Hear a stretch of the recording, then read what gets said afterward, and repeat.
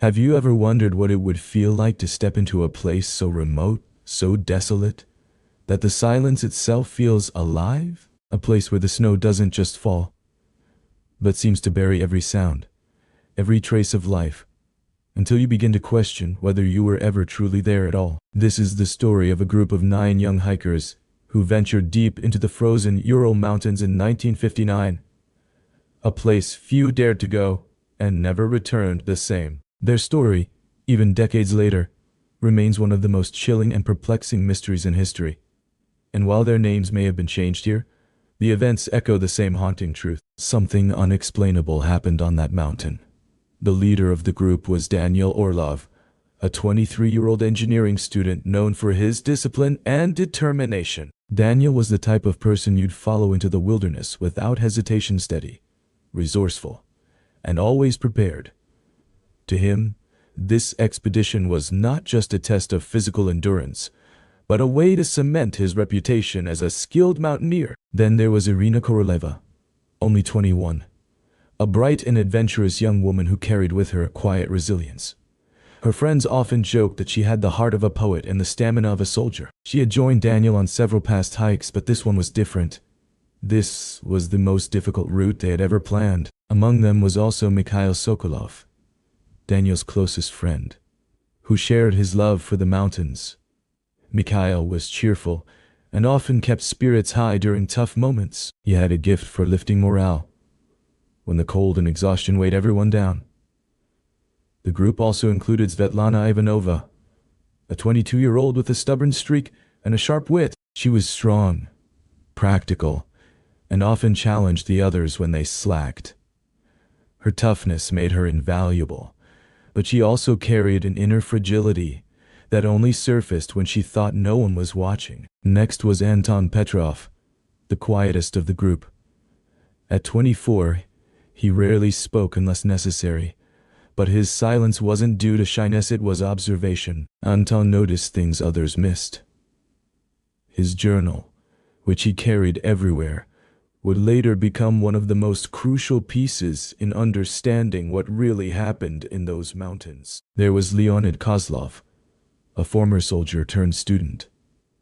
Leonid was physically the strongest of them, a towering figure whose presence made everyone feel safer. He was disciplined but had a haunted look in his eyes, as though the shadows of past battles still followed him. Natalia Fedorova, the youngest at 20, was a music student who had joined the hike to prove to herself she was tougher than people believed. Though inexperienced compared to the others, her enthusiasm was infectious.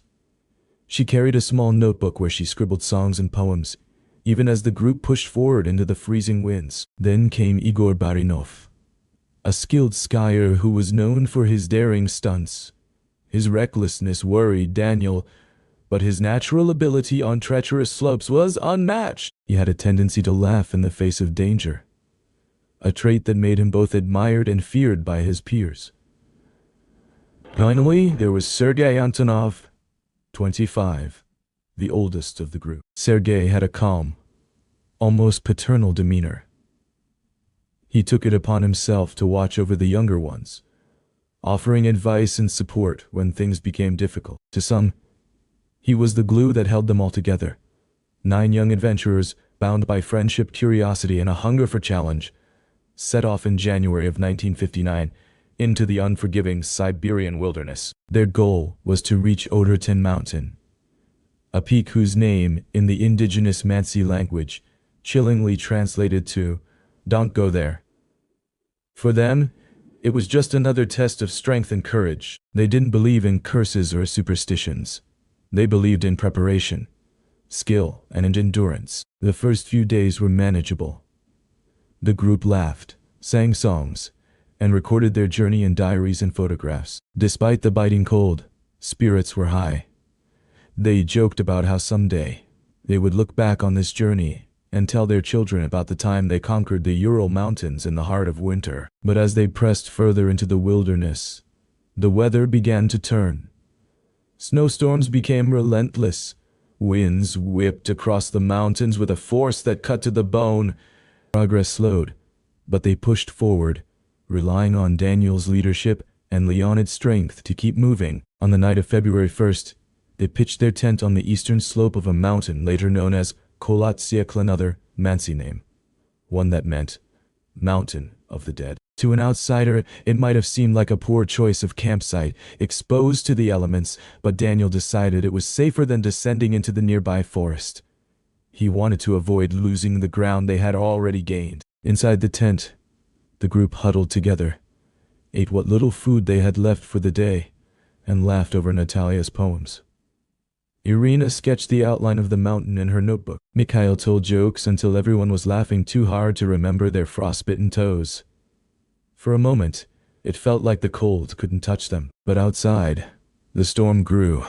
The wind howled like a living thing, rattling the canvas of the tent, threatening to tear it apart. Leonid muttered that it sounded like voices screaming.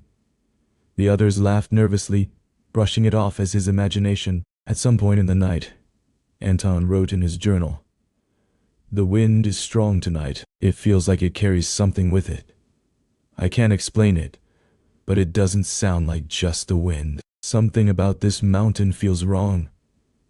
Those would be some of his last words. What happened after that remains one of the greatest mysteries of the modern age. By morning, the group would be gone.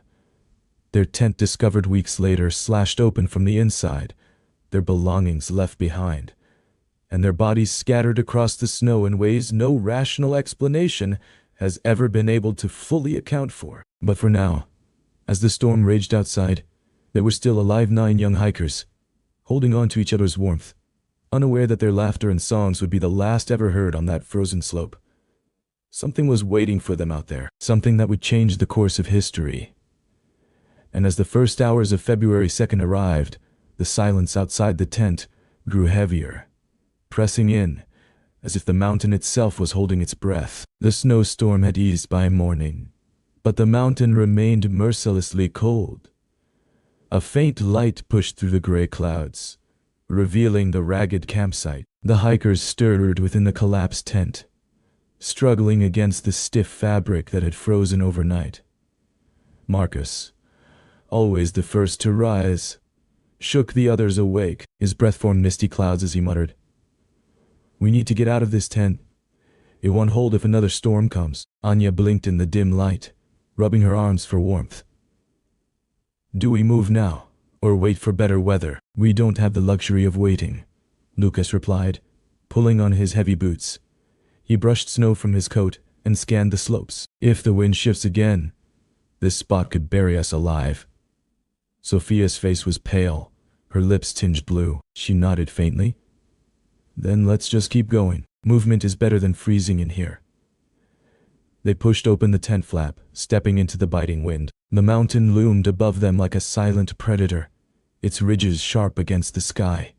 Their footprints from the night before had already disappeared under new snow, erasing their path. David was last to emerge, carrying his camera strapped tightly across his chest. He raised it briefly, snapping a photograph of the tent half collapsed in the snow. "Proof of our struggle," he said with a weak smile. But no one returned the gesture. Their faces were drawn, tense, their bodies stiff from the cold. They gathered what supplies they could, some food rations, a compass, a stove, and their journals. Everything else felt too heavy. Marcus insisted they travel light, believing speed would be their salvation. Yet the decision left them vulnerable. The climb that morning was slow. The snow beneath their boots crunched rhythmically, the sound almost hypnotic. Each step sank deep, demanding effort. Their breaths came harsh and ragged. Anya walked beside Sophia, occasionally glancing at her friend's trembling hands. "You okay?" Sophia forced a smile. "Just tired. Nothing I can't handle." But her voice betrayed her fatigue. Hours passed, and the group finally reached a clearing. The wind eased momentarily, granting them a rare silence. They stopped to rest, huddling together for warmth. It was then that Eric pulled something from his pocket, a small notebook. He had been scribbling quietly during the journey, his gloved fingers clutching the pencil tightly. "I'm keeping track," he explained. "Temperatures, direction, any odd details. Someone should know what happened to us, in case." His voice trailed off, But the implication was clear. No one's dying here, Marcus cut in sharply, his jaw set. We're making it down. Together. But as the words hung in the air, a strange sound carried across the valley. A low, hollow whistle, like the wind pushing through an empty cavern. It rose and fell unnaturally, unlike anything they had heard before. Sophia stiffened. What was that?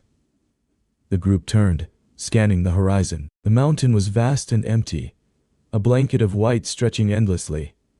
There were no trees here, no animals, no signs of life at all, and yet the sound persisted, faint, but deliberate, as though it circled them.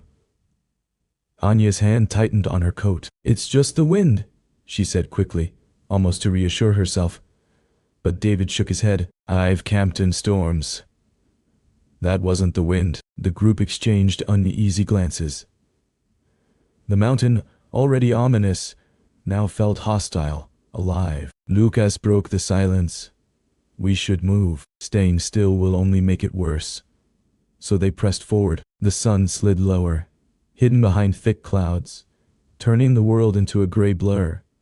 Their energy drained quickly, every muscle screaming with exhaustion. The cold bit into their bones, making their limbs heavy. By late afternoon, they stumbled upon a line of shallow ridges. Marcus suggested they build a temporary shelter, cutting into the snow for protection against the wind.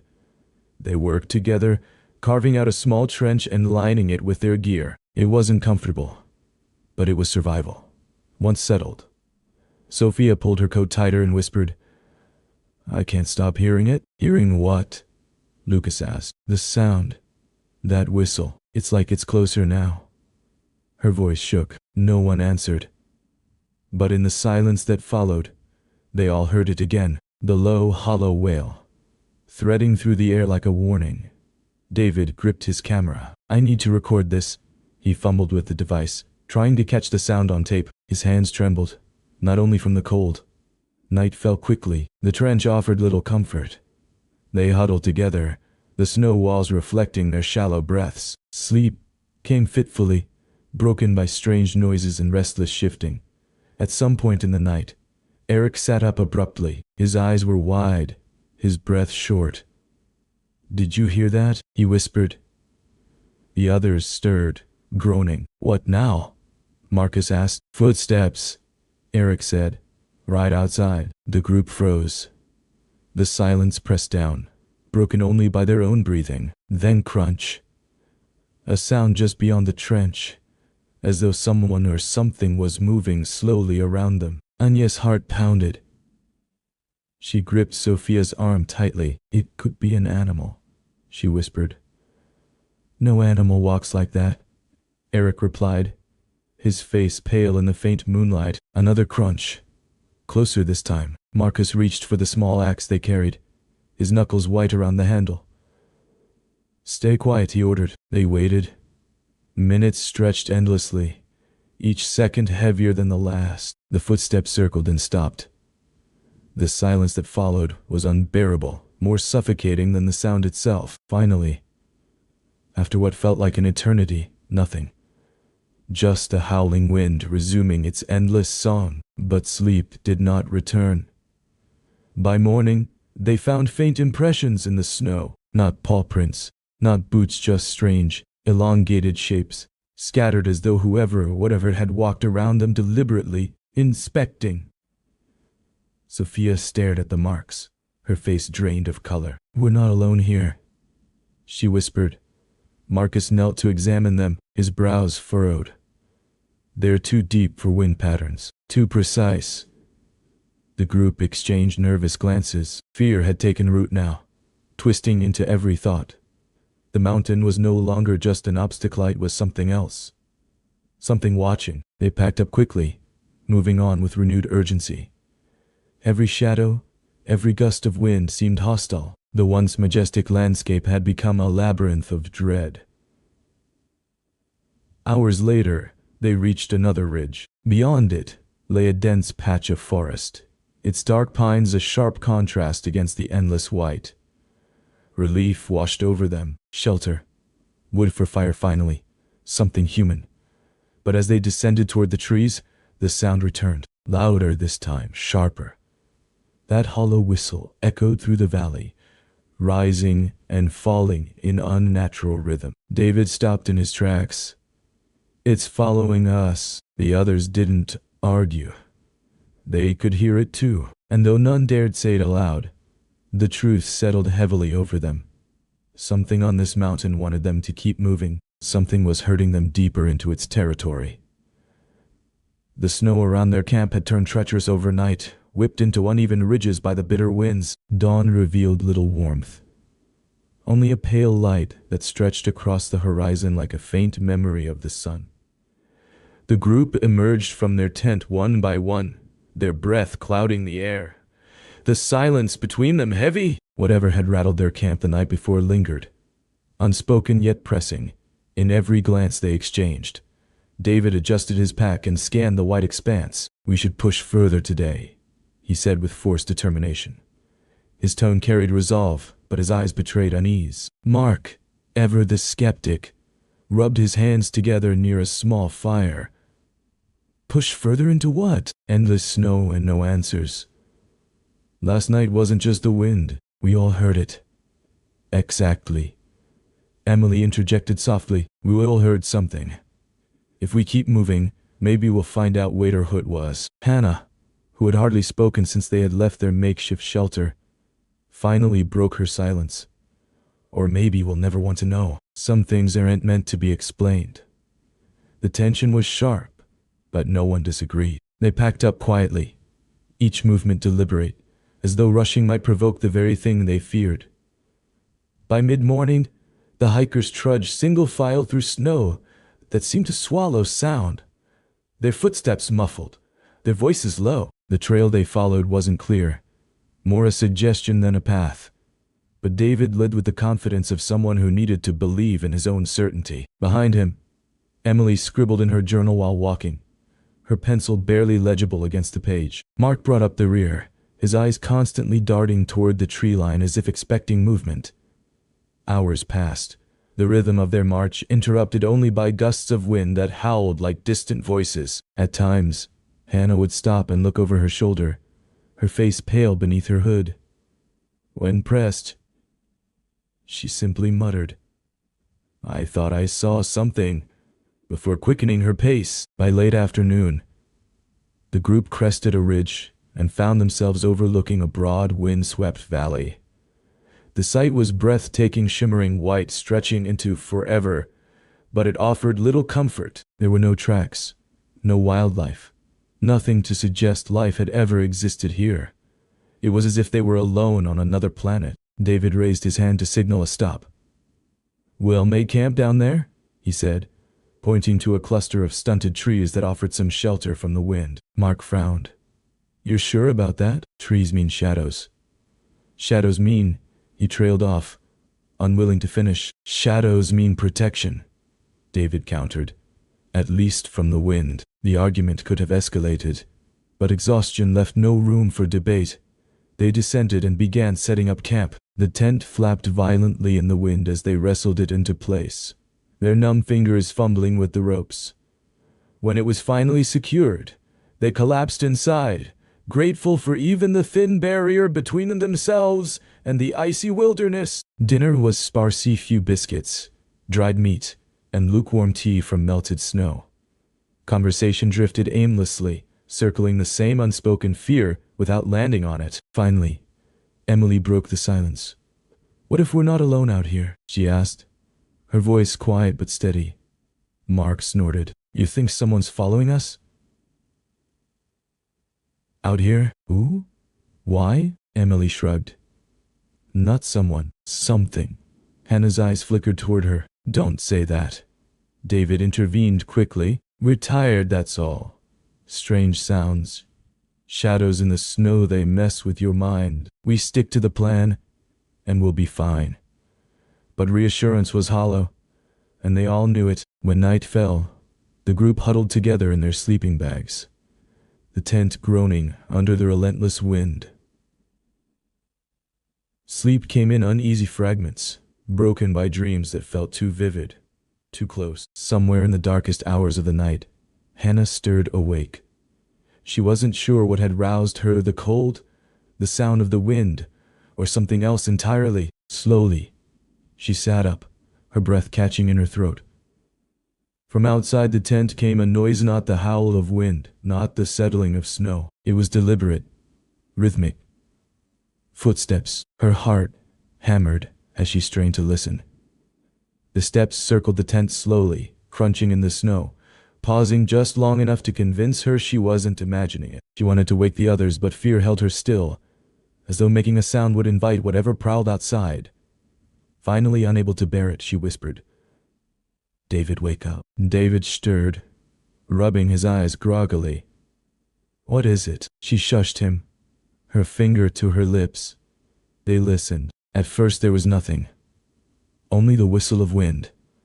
Then, faintly, the crunching returned, closer this time, as though someone or something was brushing right against the tent wall. David's face paled.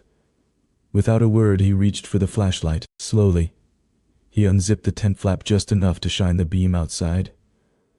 The light cut across the snow, dazzling against the white surface. For a moment, there was nothing. Then, just beyond the reach of the beam, a figure shifted tall. Dark, motionless. David froze. His breath caught. The figure stood perfectly still, watching. And then, as if swallowed by the storm, it vanished. He zipped the flap shut in a rush, his hands trembling.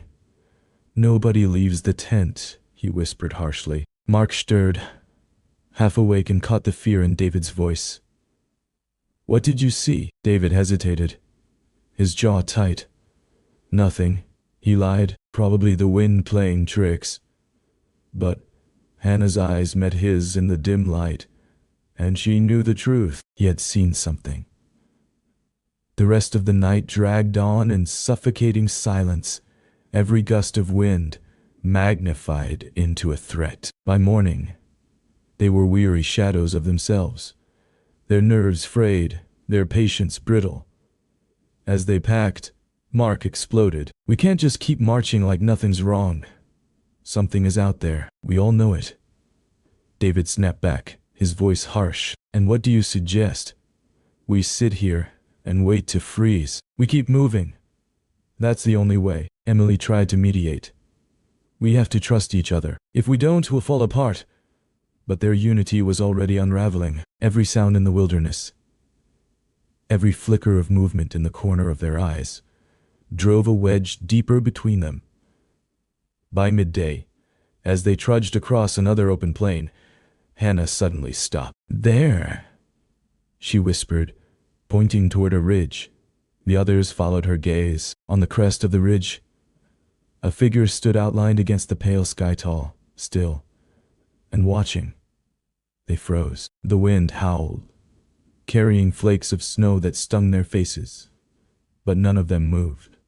When Emily blinked, the figure was gone. Mark cursed under his breath. "Tell me you all saw that." No one answered, but their silence was confirmation enough.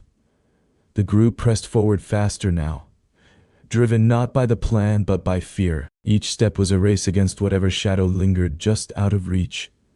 Yet the deeper they went, the stronger the feeling became. They weren't being followed. They were being led into the heart of the mountains, where the snow swallowed sound, where the wind erased tracks, where secrets had been buried for decades. And whatever waited for them there had no intention of letting them leave. The night after Marcus' death hung over the group like a suffocating cloud. They didn't speak of it, not directly. His body had been left where it fell, too frozen and heavy to carry, and none of them had the strength to dig into the earth or carve through the ice. There was guilt in every silence, an unspoken truth that they had abandoned their friend to the elements. When dawn arrived, the sky was still bruised with clouds.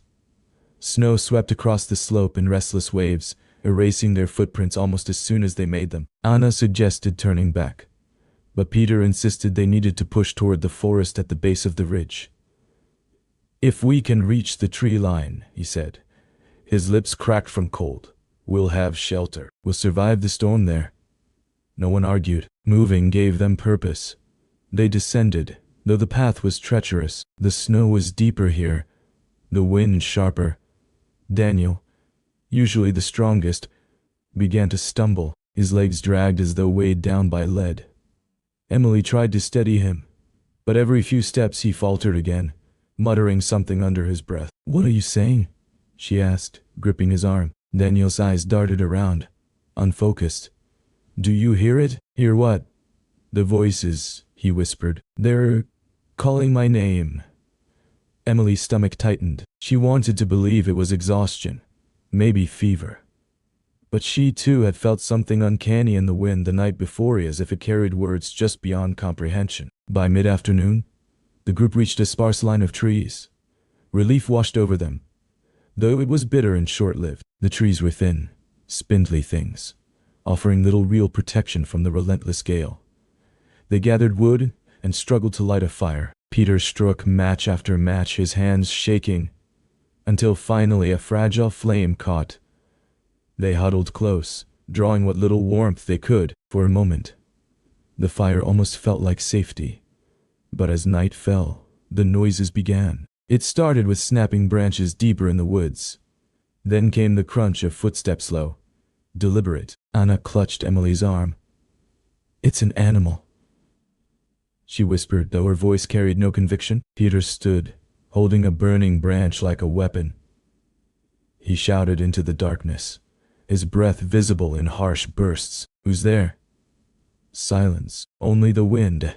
Then, out of the shadows, a shape moved. For an instant, Emily thought it was Marcus.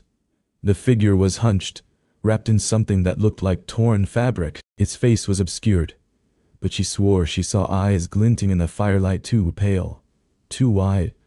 The figure disappeared into the trees before anyone could react. "What did you see?"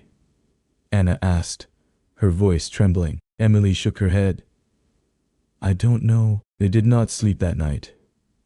Each time one of them began to drift, a sound would jolt them awake. A whistle in the wind, the crack of distant wood, the faint rustle of something circling just beyond sight. By morning, Daniel was gone. His space near the fire lay empty, his belongings scattered. There were tracks in the snow leading away into the forest, but they stopped abruptly, as though he had been lifted into the air. Panic set in. Emily begged the others to search, but Peter refused. "He's gone," he said firmly, though his face betrayed doubt.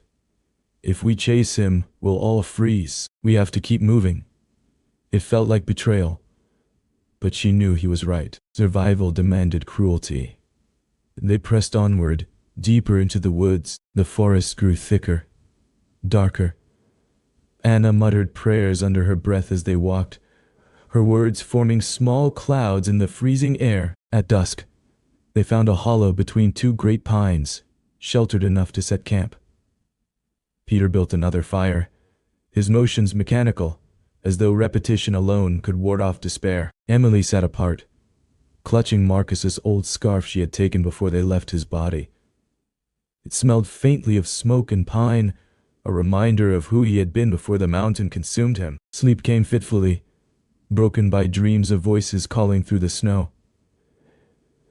Emily awoke to find Anna staring into the fire, her eyes glassy. "What is it?" Emily asked softly. Anna didn't answer right away. "Finally," she said, "I saw him again. Marcus. He was standing between the trees. He looked angry." Emily shivered, pulling the scarf tighter. "It wasn't him."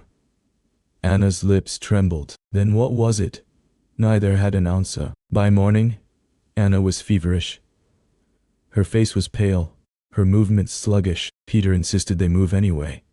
"Staying here means death," he said, though he looked more hollow than determined. They walked for hours, the trees pressing closer around them.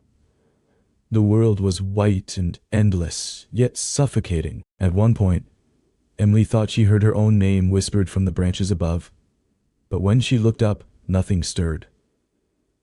As the sun dipped low, they stumbled upon something unexpected. A clearing littered with fragments of wood, half buried in snow.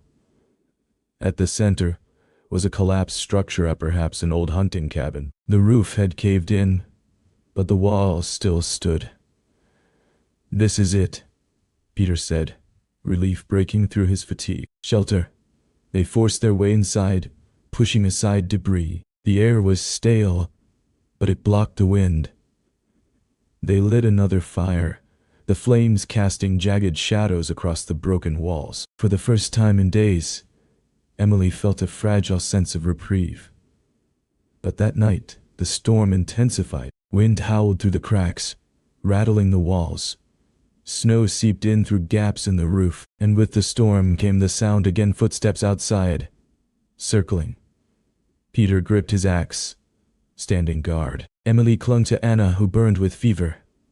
Suddenly, a sharp knock echoed from the wall. Once, twice, 3 times. They froze. The fire sputtered as the wind pressed harder against the cabin. Then, from the shadows near the doorway, something shifted. A pale hand reached through the broken wood, grasping blindly. Anna screamed. Peter lunged forward, swinging the axe. The hand vanished, leaving only splinters of wood. The silence that followed was worse than the noise. No one slept. When dawn came, the storm had passed, but so had Anna. She lay still beside Emily, her skin waxy and cold. Emily broke then. Tears she had been holding back spilled freely as she clutched Anna's hand. "We can't keep losing people," she whispered. Peter's jaw tightened. "We don't have a choice. We need to move. Now." So they left her too, buried in snow at the edge of the clearing. Now only Peter and Emily remained. They trudged deeper into the wilderness, 2 shadows against an endless white, haunted by the faces of the ones they'd lost. The mountain no longer felt like a placid felt alive, a predator tightening its grip, and Emily couldn't shake the thought that whatever hunted them wasn't done yet. The snow had nearly stopped by the time investigators climbed the final ridge. The mountain stood like a frozen monument to unanswered questions, its white slopes concealing the events that had unraveled weeks earlier. The search had stretched on for days, the cold gnawing at even the most seasoned rescuers. But now finally, they had gathered the last of what they could find. Yet the mystery only deepened. The bodies of the hikers had been recovered, each discovery more puzzling than the last. Michael and David, the leaders of the group, were found side by side, their final positions as though they had clung to each other for warmth. Their faces were pale, but strangely calm, their eyes staring toward the line of trees where others had tried to seek safety. Their hands were raw, as if clawing through snow or wood. Further downhill, Sarah and Anna were found, positioned near the remains of a makeshift fire. Investigators could see charred branches, blackened against the snow, and what looked like faint scorch marks nearby. Their injuries were odd severe bruising and internal damage, yet no external wounds. One of them had fractured ribs, but without any sign of the force that could have caused it. It was as though the mountain itself had pressed against their chests. Daniel and Robert were discovered last, buried under layers of snow deeper into the woods. When their bodies were uncovered, searchers noticed details they couldn't explain. Robert's clothing had been cut into strips, some of it used by the others for warmth. Daniel's body showed injuries more consistent with a fall from great height, yet there were no cliffs nearby steep enough to cause such trauma. The strangeness left the team whispering among themselves, their words carried away by the frozen wind. What haunted the investigators most was not just the injuries, but the condition of the campsite. The hiker's tent had been slashed open from the inside, as though the group had cut their way out in desperation. Their boots and coats were left behind, even though the temperature outside was well below freezing. Personal belongings, journals and food supplies remained untouched, neatly arranged as if the group had intended to return. But they never did. Rumors quickly spread. Some suggested an avalanche had struck, forcing the hikers to flee without preparation. But those who examined the site closely knew the slope was too shallow for such an event, and no avalanche traces were found. Others whispered about military testing, secret weapons that could explain the strange injuries and the orange glow in the sky reported by witnesses in a nearby village. There were even quiet talks of something far less explainable forces on the mountain. No one dared to name out loud. Back in the village, families of the hikers gathered in grief, their questions echoing into silence. Margaret, Michael's sister, demanded answers from officials, her voice breaking in the crowded meeting hall. How could trained, experienced hikers simply run into the night without their clothes? What were they running from? No one in authority could give her a clear reply. The lead investigator, a man named Colonel Petrov, stood grimly at the front of the gathering. His face was lined, his eyes tired. He admitted the truth. The evidence did not point to a simple explanation. The group had not been attacked by animals. Their wounds were too unusual, their behavior too deliberate. They had not fought among themselves either. There were no signs of struggle.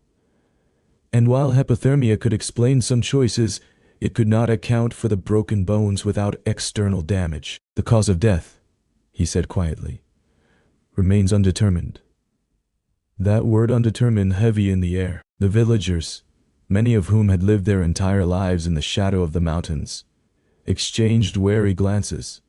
They knew the peaks carried old stories, whispered from one generation to the next, stories of strange lights dancing in the night sky, of voices carried on the wind, of travelers who entered the wilderness and never returned.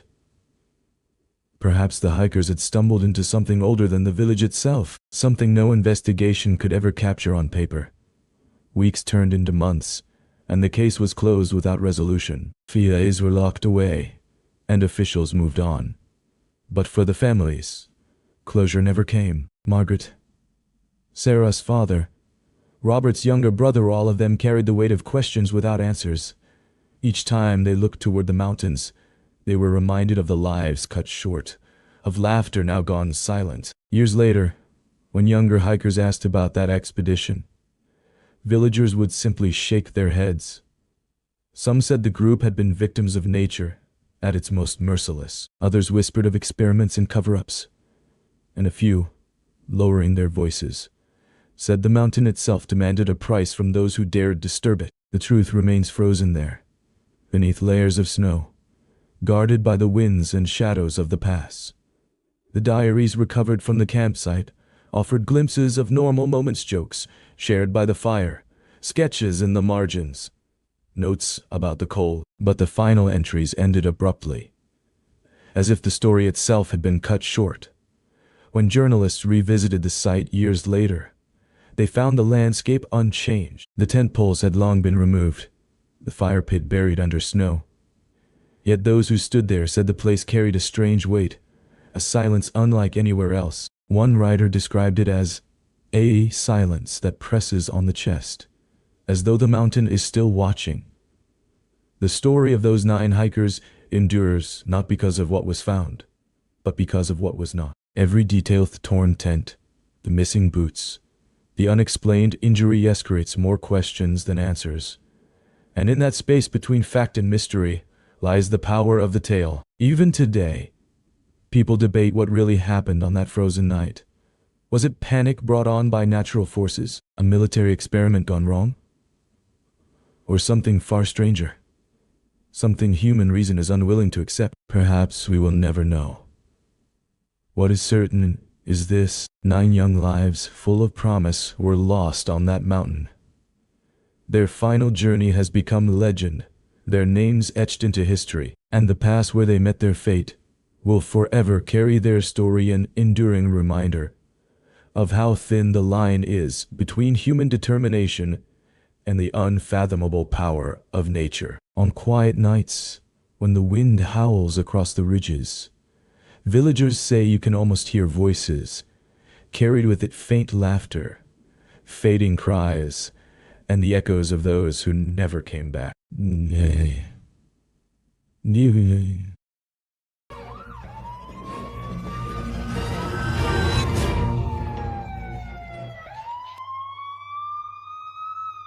Welcome to Horror House.